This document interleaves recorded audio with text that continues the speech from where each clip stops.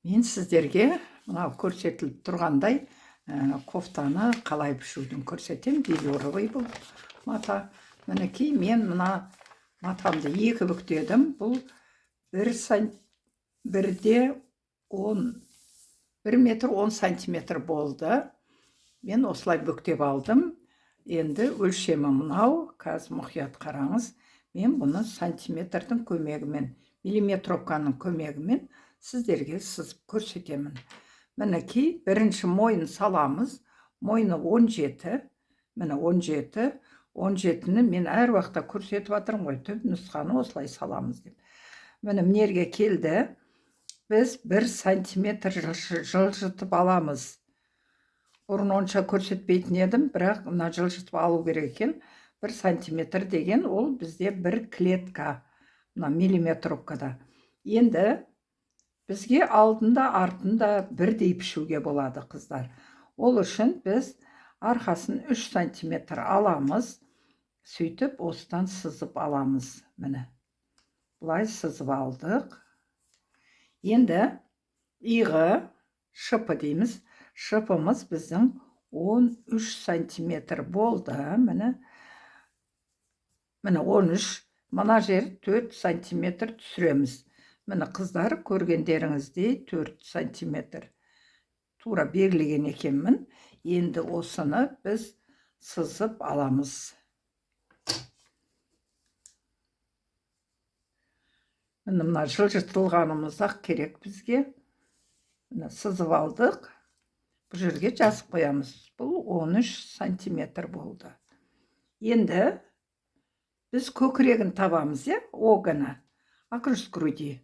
Оны табу үшін бұл 44 размер болғандықтан біз бір жерді 18 сантиметр алып төмен түсеміз. Міне белгілеп қойдым. Енді біз бұны сызып аламыз.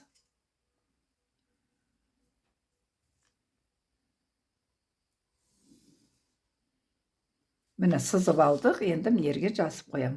18 болды бізде, Мына 4-ті санамағанда, қыздар. Түсінікті болды деймін. Енді біз өшерден түзу мына көкірегіне түсіреміз, тапқан жерімізге. Міне түсірдік. Енді мына жерге жазып қоям. Оғы қосу 3 емшекке қосамыз, бөлеміз 2-ге. 44. 44-ке емшектің көлемін қостық, 2-ге бөлдік. Міне қазір мерді көрсетем. Міне 44. Енді біз бұған 3-ті қосамыз. 1, 2, 3. Міне 47 болды. Енді біз осы 47-ні тура осы жерге салып аламыз. Мына арақашықтықтан біз 2,5-3 сантиметр аламыз. Міне, мұнаның дәл ортасынан бастап бетіп сызып аласыз. Мұна жерді 3 алдық. Енді бізге мойыннан белге шейін ұзындық керек. Біздің ұзындығымыз 40 болып тұр. Алдыда, артыда 40. Подростық болғаннан кейін көкірек онша дәу емес. Міне 40-ты алдық. Неға жазып қоям? Тыпысы 40.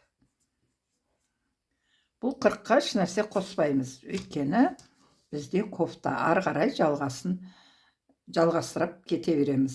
Міне бүйірге жазып қоямыз. 30 бөлу 2-ге. Мен тұрақты сіздерге көрсетіп отырмын. 30-мыз біздің 41 екен. 41 бөлеміз 2-ге. Міне қыздар 41 сантиметрімізді алдық. Міне бүктейміз. 2-ге бөлу деген осы, қыздар. Міне қоямыз мерге. Міне плюс 3-ті қосамыз. Бұл біздің выточкамыз. Выточкаға біздің қосылады.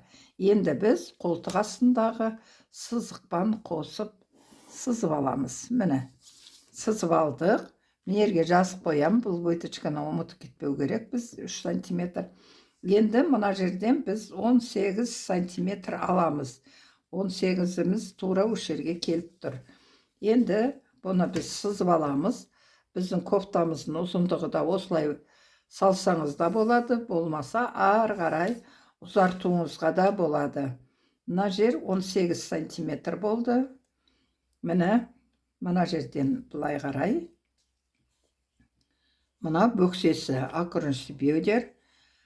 Окружный бедерді бөліп саламыз. 52 болды. Міне қыздар 52 сантиметрді алдық. Осылай бүктейміз. Міне тура осы жерге былай салып қоямыз. Міне мынан тұсынан салдым.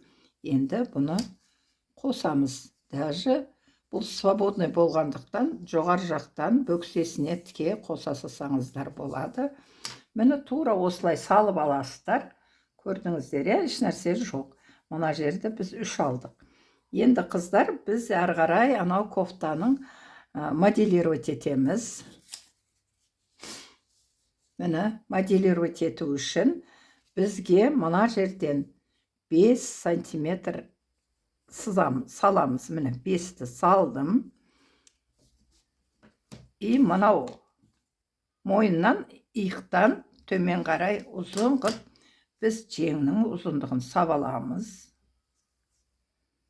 Тура осылай салбаңыздар. Міне. Ешқандай көтермей қоспай. Енді мына қолтығының астын саламыз. Қолтығының астында сәл қиғаштау алсаңыз да болады. 1 сантиметр. Міне. Енді бізге мына жерден, міне, осы жерден біз тағы да 4 сантиметр немесе 5 сантиметрге шейін алуға болады. Міне, мына жақтан бастап біз бұлай қосып, міне қарайда 2 сантиметрдей артықтау свободный болса, бұл өте әдемі болады. Нерге жазып қойдым, 4 немесе 5 сантиметр аласыз. Мынаны. Мінекей өте әдемі шықты. Көрсеңіз, міне сәл жылжытып қояйын. Енді біз мына жерден 90 градус қып алыңыз, түзу. Жеңнің аузын. Енді бұл жерге манжет қоясыз. Бұл манжетті бөлек кесіп, кольцовой қып саласасаңыздар да болады. Енді сізге көрсетейін дегенім, бұл алды арты бірдей пішіледі. Сол себептен біз мына жерден қайтадан 8 сантиметр аламыз. Міне 8 мына жерге келді. Даже бұдан да үлкен асаңыз болады, қыздар. 8 емес 10 қып алсаңыз да болады. Мынаны бұлай сызып қояйын. Міне 10 қып асаңыз, сәл ашықтау, оңай басыңыз кіріп шығатындай болу керек. Міне осылай ашып, өзіңіздің басыңыз сыйғанша саласыз. Көрсеңіз қандай оңай, қыздар. Мінекей осы киімді жақсылап үйреніп алыңыздар. Бұл велюр матадан тіксеңіздер өте керемет, тылқы деп айтады ғой. Өте тамаша, әдемі, үстеріңізге жарасып тұрады. Қарап тұрсаңыз, бұл жерде қиын еш нәрсесі жоқ. Енді мен сіздерге кесіп көрсетемін. Біз кескенде мына 3 сантиметрді кесеміз, қыздар.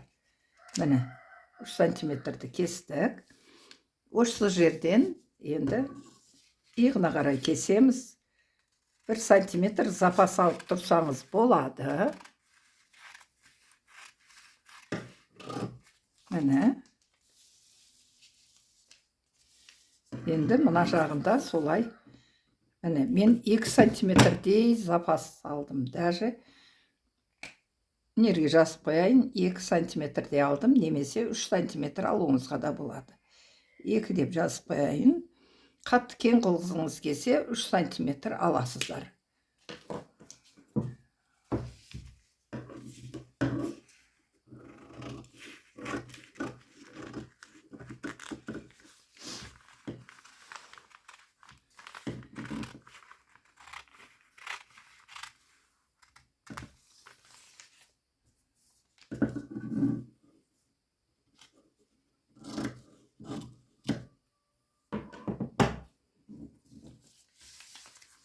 Міне көріп тұрғандарыңыздай осындай әдемі сәнді, былай қарай қояйын.